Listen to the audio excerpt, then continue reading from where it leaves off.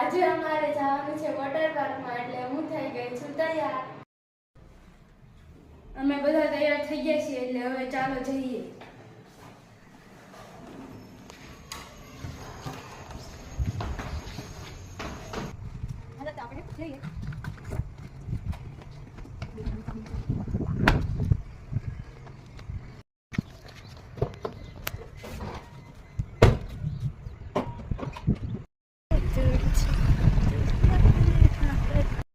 રસ્તામાંથી લઈ જવાના હતા તો જો આવી ગયા.